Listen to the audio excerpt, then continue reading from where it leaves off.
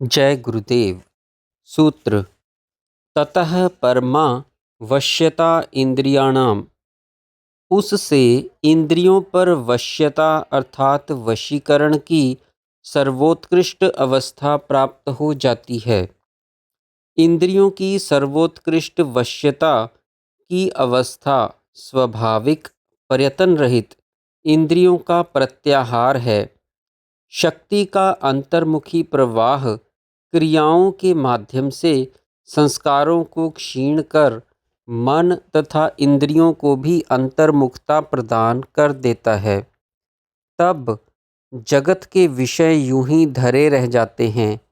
प्रत्याहार को ही शम दम सिद्धि कहा गया है। जब इंद्रियों का विषयों से तथा मन का इंद्रियों से संबंध विच्छेद हो जाता है, विषयों में अनासक्ति, शास्त्रों के अविरुद्ध विषयों का सेवन एवं वैराग्य पूर्वक विषय सेवन में किसी न किसी रूप में विषयों से इंद्रियों का संबंध बना रहता है। योग के अंतरंग साधनों के लिए संपूर्ण विषयों से मन इंद्रियों का सर्वथा संबंध विच्छेद आवश्यक है, वह भी स्वाभाविक। साधनपाद का उपसंहार। समाधिपाद का विकास मुख्यतया योग के प्राप्तव्य लक्ष्य कैवल्य स्थिति को ध्यान में रखकर किया गया था। साधनपाद में उस प्राप्तव्य के लिए आंतरिक साधनामय यात्रा का आरंभ किया गया है। जैसे कोई व्यक्ति बाहर से घर आता है तो पहले चलकर फाटक तक आता है, फिर फाटक के अंदर चलता है, फिर अपने घर में प्रवेश कर जाता है। इसी प्रकार प्रथमतः जगत में बिखरी वृत्तियों, मानसिक उड़ानों और इंद्रियों द्वारा कर्मों को सहेज कर अपने मन तथा इंद्रियों को अंतर्मुखी करने का प्रयत्न करता है। चेतना को प्रत्यक चेतना बनाता है। इसी स्थिति को यहाँ प्रत्याहार कहा गया है। अर्थात इस पाद में फाटक प्रवेश तक यात्रा का वर्णन किया गया है।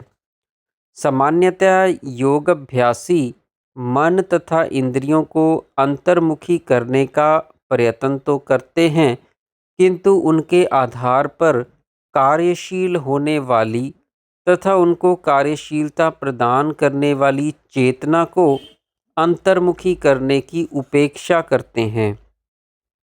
किसी साधक से पूछो कि साधन करते हो क्या, तो उत्तर देता है, हाँ करता तो हूँ, किंतु मन एकाग्र नहीं होता है। अरे होगा भी कैसे, चित्त में तो जगदाभिमुखी संस्कार भरे पड़े हैं, चेतना जगत की ओर चंचल है। तुम मन इंद्रियों को वश में करके एकाग्रता की बात सोचते हो, भला सफल कैसे हो सकते हो। प्राय साधक अपने साधन का लक्ष्य समाधि रख लेता है। समाधि को समझने तथा जीवन मुक्ति की सहज अवस्था को जानने का प्रयत्न करता है, किंतु यदि फाटक में प्रवेश ही नहीं करेगा तो घर तक कैसे पहुंच पाएगा।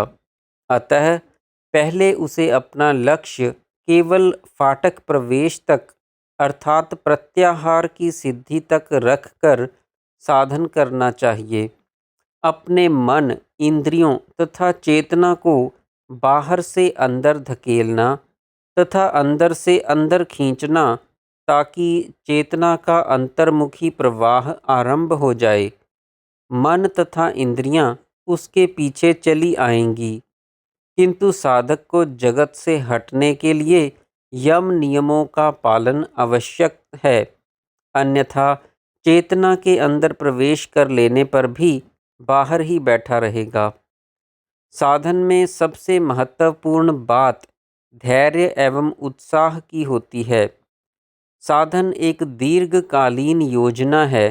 जन्म जन्मांतरों के न जाने कब के दबे छुपे संस्कारों को क्षीण करने का कार्य कोई छोटा नहीं है। इसी कारण यम नियम सिद्ध नहीं हो पाते, क्योंकि संचित संस्कार इतने प्रबल तथा अधिक मात्रा में चित्त में विद्यमान होते हैं कि अहिंसा आदि का पालन करना बहुत कठिन हो जाता है। मन को समझाकर, पुचकार कर, कभी डांट कर तो कभी उसको बहलाकर धीरे धीरे युक्ति एवं धैर्य से ही उसे सन्मार्ग पर लाया जा सकता है। जो जल्दी करेगा वह गिरेगा। विघ्न तो मार्ग में आएंगे ही। कभी मन भी विचलित हो जाएगा। हो सकता है कभी मार्ग से भटक भी जाओ, किंतु यदि मन में धैर्य एवं उत्साह बना रहे तो गिरते उठते साधक आगे बढ़ता ही रहता है। साधन के साथ साथ अपना मस्तिष्क एवं हृदय शुद्ध होना आवश्यक है। मस्तिष्क में कोई शंका ना हो और हृदय में लक्ष्य को प्राप्त करने के लिए तड़प। यह बात साधक को अच्छी प्रकार मन में बिठाकर रखनी होगी कि हेयम दुखम अनागतम, जो दुख अभी तक प्रकट नहीं हुए उनसे बचने का उपाय करना है। आप चाहो अथवा नहीं, आने वाले दुख आपके सिर पर मंडरा ही रहे हैं। कैसे बचा जाए उनसे? उन सभी दुखों का कारण तस्य हेतु अविद्या अर्थात अविद्या ही है। साधक को अविद्या दूर करने के पीछे लग जाना होगा।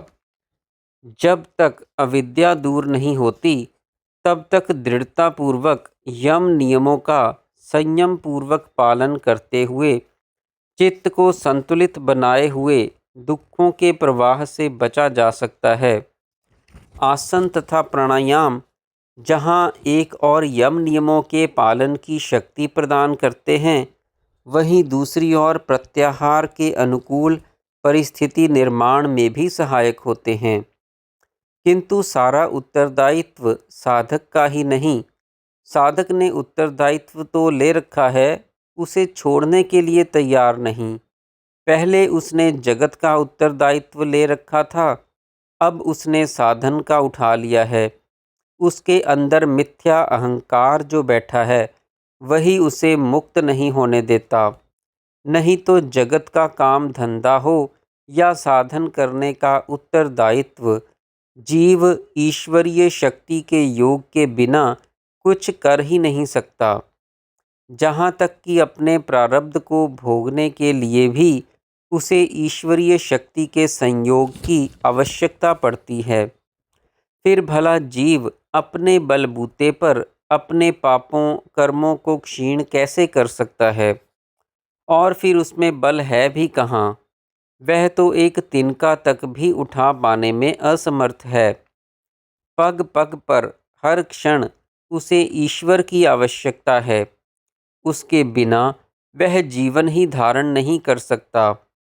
इसीलिए योग दर्शन एक ऐसे साधन क्रम के संकेत देता है जिसमें साधन का उत्तरदायित्व जीव का न होकर ईश्वर का है। ईश्वर प्रणिधान का उल्लेख क्रिया योग में भी है तथा अष्टांग योग में भी। ईश्वर प्रणिधान सभी साधनों की आत्मा है। उसके बिना किसी साधन का सर्वोत्कृष्ट फल संभव ही नहीं। दूसरी बात साधक को स्पष्टतया यह समझ लेने की है कि हर समय जगत को भला बुरा कहते रहने का कोई लाभ नहीं। जगत बंधन का कारण है ही नहीं। जड़ जगत बंधन कारक कैसे हो सकता है? यदि कोसना ही है तो अपने अंदर आसक्ति को कोसा जाए। उसी के कारण जीव जगत को पकड़े रखता है और जग बंधन का राग अलापता है। जगत तो पुरुष या आत्मा का सेवक है, जिसका काम पुरुष के लिए भोग तथा मुक्ति की व्यवस्था करना है। जब जगत से जो मांगा जाता है वह उपस्थित कर देता है। यदि जीव जगत से मुक्त नहीं हो रहा तो वह हृदय से जगत से मुक्ति की इच्छा ही नहीं कर रहा। जीव में यदि मोक्ष की वास्तविक जिज्ञासा हो तो जगत भोगों की गठरी समेटकर एक तरफ हट जाए तथा दृष्टा पुरुष मुक्ति लाभ कर ले। भोग तथा अपवर्ग ही दृश्य का प्रयोजन है। दृष्टा पुरुष यद्यपि शुद्ध है, दृष्टा मात्र है, किंतु चित्त में वृत्ति के अनुरूप ही दृश्य को देखता है। जगत बेचारा तो जैसा है वैसा है ही। जीव अपनी भावना, वासना एवं विचारों के अनुसार जगत को देखता है तथा फिर जगत में आसक्त होकर जगत में बंध जाता है। इसमें जगत का क्या दोष? जीव जगत के बंधन में है ही नहीं, अपने बनाए हुए जाल के ही बंधन में है। इसी जाल का नाम अविद्या, माया, भ्रांति या जड़ चेतन की ग्रंथि है। इसी भ्रांति को निवृत्त करने की आवश्यकता है। भ्रांति निवृत्त हुई कि जीव मुक्त।